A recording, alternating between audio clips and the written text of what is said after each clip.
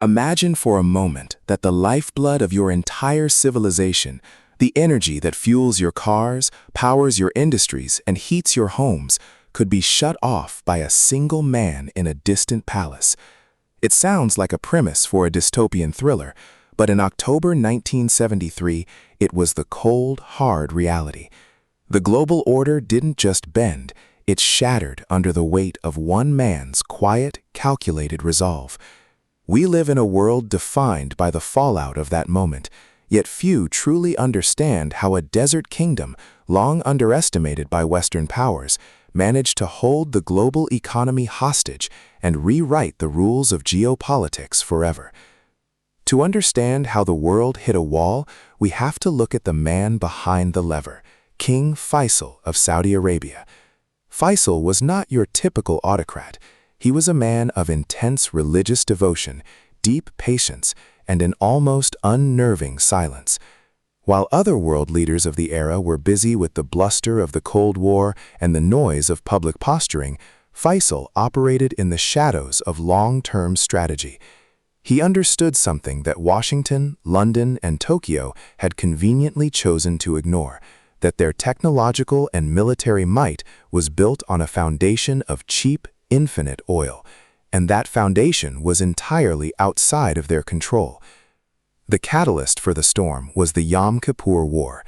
On October 6, 1973, Egypt and Syria launched a surprise offensive against Israel on the holiest day of the Jewish calendar.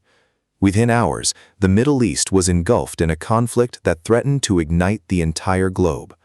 The United States, led by President Richard Nixon and steered by Secretary of State Henry Kissinger, quickly moved to provide a massive airlift of military supplies to bolster Israeli defenses. To the Arab world, this was not just an act of diplomacy, it was a direct intervention. Across the Atlantic, the West watched the battlefield with detachment, assuming they could navigate the crisis through traditional statecraft. They were wrong. King Faisal, usually a staunch ally of the United States, saw this as the ultimate betrayal. He had been warning his Western counterparts for months, perhaps years, that their total alignment with Israel in the face of Arab suffering was unsustainable. His warnings were treated as rhetoric, polite discourse from a partner who needed the West more than the West needed him. That assumption proved to be the most expensive miscalculation in economic history. Faisal realized that his armies could not defeat the West on the battlefield, but his resources could defeat them in their own cities.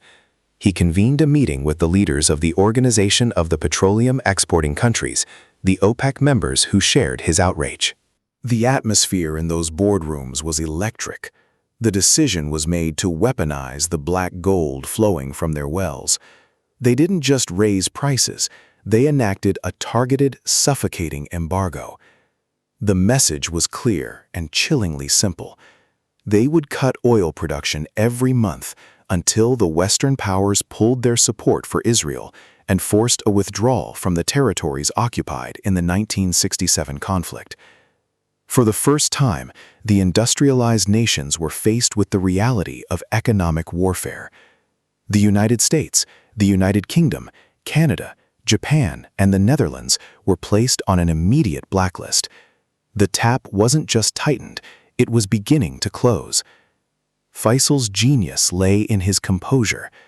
While panic began to ripple through the London and New York stock exchanges, the king remained steady. He knew that the modern world was a fragile clockwork mechanism. If you stopped the mainspring, the entire machine would eventually grind to a halt. He was no longer just a monarch of a developing nation. He had become the architect of a new global power hierarchy. He was the only man who could tell the most powerful nations on Earth what they were and were not allowed to do. As the embargo began to take effect, the initial response from Western capitals was one of disbelief, followed quickly by frantic behind-the-scenes diplomacy. They tried to threaten, they tried to bribe, and they tried to maneuver, but Faisal was unmoved.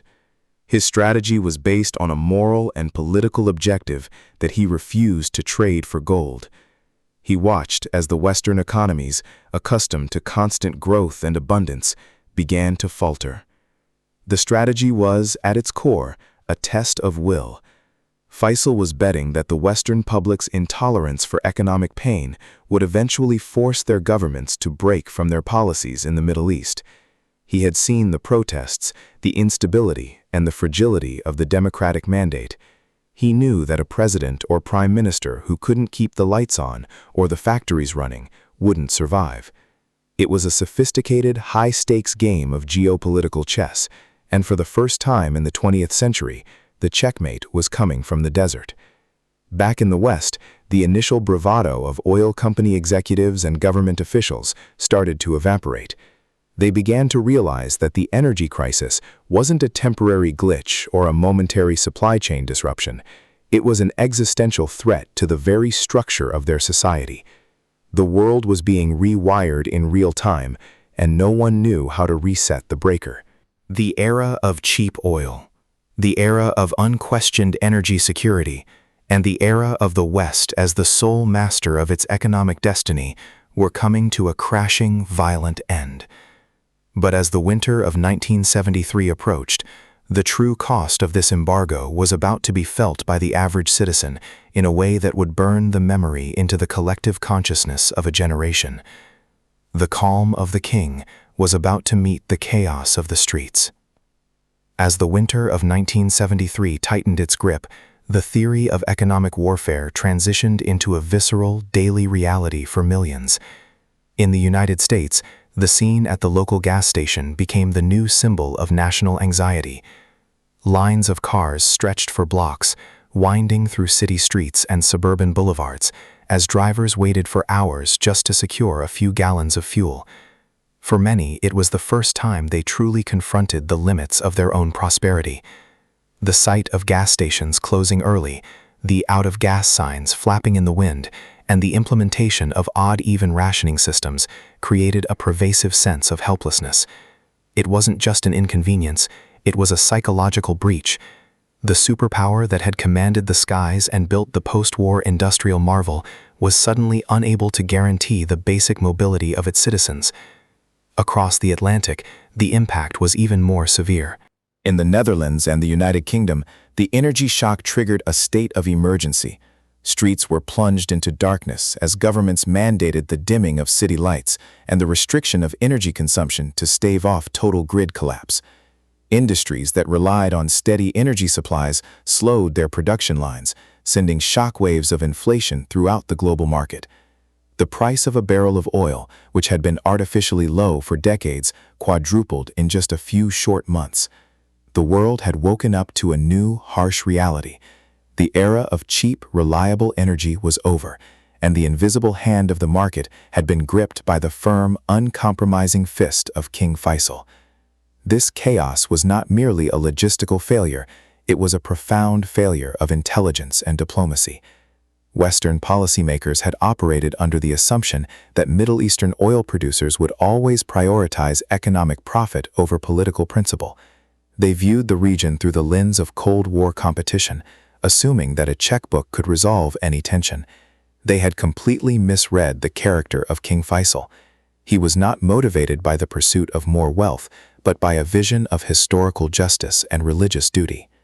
By tying the commodity of oil directly to the issue of Palestinian statehood and the occupation of Arab territories, Faisal had successfully transformed a regional grievance into a global leverage point. He had proven that a nation's strategic value was not determined solely by its military might or its industrial output, but by its capacity to disrupt the essential resources of the world. As the months passed, the geopolitical map began to shift in real time. European nations, terrified of future shortages and economic devastation, began to distance themselves from American policy in the Middle East. The unity of the Western alliance, once thought to be ironclad, showed its first major fractures. Japan, heavily reliant on imported energy, was forced to pivot its foreign policy to ensure its own survival, signaling to the world that energy security was now the primary driver of international relations. The United States, meanwhile, was forced to confront the vulnerability of its own dependence. It sparked the creation of the Strategic Petroleum Reserve and an urgent, though ultimately uneven, push toward domestic energy independence and the diversification of suppliers. King Faisal had effectively ended the post-war era of unquestioned energy dominance. While the embargo was eventually lifted in 1974, the world that emerged from the wreckage was fundamentally different. The power balance of the 20th century had tilted, and the Middle East had secured its position as the central nervous system of the global economy. The emergence of the petrodollar system, a complex and resilient financial arrangement where oil was priced and traded globally in American dollars, was the long-term solution devised to bring stability back to the markets. Yet this system only deepened the world's reliance on the very region that had just demonstrated its power to shut down the global machine. Looking back, the legacy of 1973 is not just found in the history books or the archives of government memos. It is written into the very DNA of our current economic and political life. We still see it in the frantic reactions of stock markets to every rumor of instability in the Gulf, in the desperate drive for new energy sources that dominates headlines, and in the constant, fragile dance between energy producers and the nations that consume their output. King Faisal did not just hold the world hostage for a few months. He exposed the fundamental fragility upon which modern civilization is built. He showed us that power is not just about what you can build or destroy, but about what you can control. The lesson that was burned into the collective memory of the world in 1973 is that the flow of energy is the lifeblood of national security. Every leader, every government, and every economy since that winter has been operating under the shadow of that realization. We may have advanced our technologies and diversified our grids, but the basic equation of power remains largely the same.